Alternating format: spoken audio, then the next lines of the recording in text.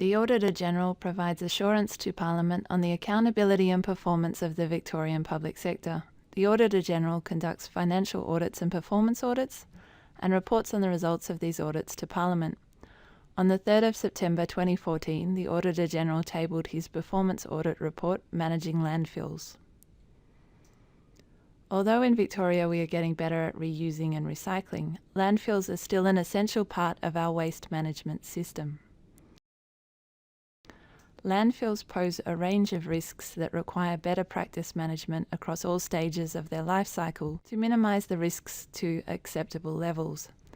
These risks include noise, dust, extracted material and contaminated water during design and construction, that when receiving wastes, landfills can generate gas, contaminate surface and groundwater, or create unpleasant odours or litter, and that after they are closed, landfills require ongoing management of gas and water risks, and the site must be rehabilitated to allow safe future use.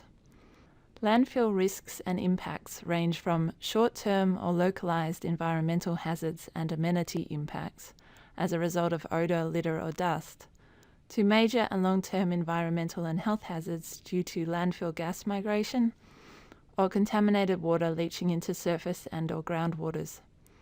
Risks from landfills are site-specific and will vary based on the types and quantity of waste accepted, the location of the site, the design and construction standards of the landfill, and the management of the site. While risks cannot be eliminated, they can be reduced to acceptable levels through better practice design and management. The Environment Protection Authority, or EPA, is responsible for regulating and overseeing landfill performance. It does this through a range of legislation, policies, approvals, licensing and best practice guidelines. Councils own and manage most of the state's landfills. The objective of the audit was to determine whether EPA and councils as landfill operators are complying with their responsibilities under the range of legislation, policies and best practice environment management guidelines for the improved oversight and management of landfills. The audit focused on EPA's work as the environmental regulator, as well as on the operational and management practices of 4 councils. The councils selected were Ballarat City Council, East Gippsland Shire Council, Hume City Council and Wyndham City Council. We also sent a questionnaire to the other 75 councils to collect general information around landfill management practices. Since 2010, EPA has strengthened its regulation and oversight of landfills, and councils have improved the way they manage landfills. This has led to a significant improvement in the management of the major long-term risks associated with gas and contaminated water generated at landfills.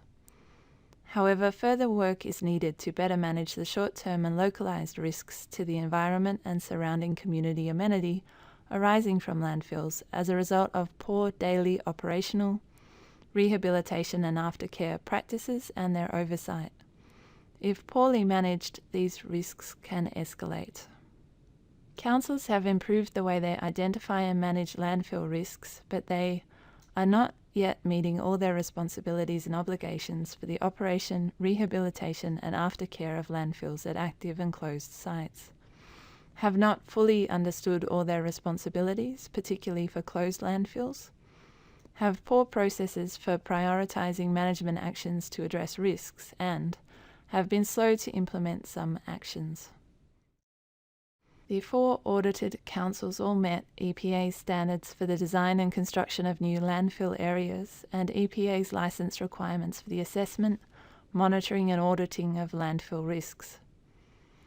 This led to the improved identification and management of major and long-term gas and contaminated water risks at active sites, but further improvement is needed to manage short-term and localised impacts from landfills, such as gas and contaminated water risks and odours. Councils were not effectively prioritising actions to address these, or meeting progressive rehabilitation requirements for areas of landfill that were no longer receiving waste. Landfill risks can persist for 30 years or more after they cease accepting waste. Councils need to make sure that they manage these risks until they are minimised to an acceptable level. These risks include gas emissions, subsidence, soil contamination, and the deterioration of landfill capping. The audited councils had good knowledge of the risks from closed areas of active licensed landfills as a result of EPA-required risk assessments and audits of these sites. However, councils had not comprehensively or systematically identified, assessed, and managed all their closed landfills, or the legacy risks posed by these sites. They had not fully understood their roles and responsibilities for managing these sites, in part due to a lack of clarity in EPA guidance. Few councils indicated they had set aside funds to comprehensively assess and remediate legacy risks, the potential costs of which may run to hundreds of thousands of dollars. EPA has implemented an improved risk-based framework and approach for regulating landfills, and its compliance and enforcement approach is more targeted, active, and transparent. However, EPA's implementation of its framework falls short. For example, it has not adequately translated its risk-based approach into its license conditions and its environmental audit and compliance reporting requirements. It provides significant guidance for landfill operators, but these materials are complex, not well integrated, and can be ambiguous. It has also been slow to deliver key initiatives to improve landfill legacy risks from sites constructed prior to 2010. Since 2010, EPA has implemented a range of reforms which have significantly improved its regulation and oversight of landfill performance through better practice performance requirements, a revised licensing system, and annual compliance planning and inspections.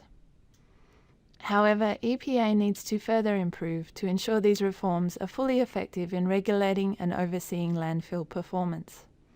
Key aspects that were not yet working effectively were: EPA has not embedded its risk-based approach to auditing and compliance reporting requirements, so that reporting of non-compliances and recommendations for better management of landfill risks are prioritized based on likelihood and impact.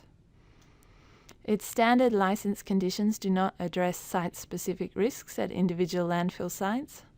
This particularly relates to asbestos and groundwater contamination.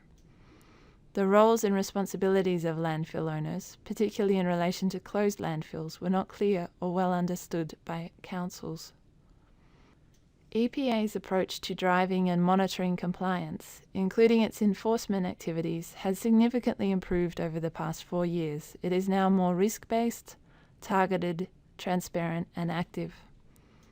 Actions to address non-compliance have improved through targeted inspections, and consistency of enforcement has also improved, except for some sanctions relating to license non-compliance. EPA is on the way to having the essential elements of a better practice reporting framework, including good systems for measuring, monitoring, and reporting internally on how well it delivers its compliance functions for both active landfills and high-risk closed landfills. However, EPA is not as effective or comprehensive at overseeing legislative compliance of unlicensed landfills and other closed landfills, which likely number well over 200. We made 15 recommendations for improving landfill regulation and management, which were accepted by EPA and the councils. 5 recommendations are directed to councils as landfill owners, generally focusing on improving the way they prioritize their landfill management efforts. The remaining 10 recommendations are directed to EPA.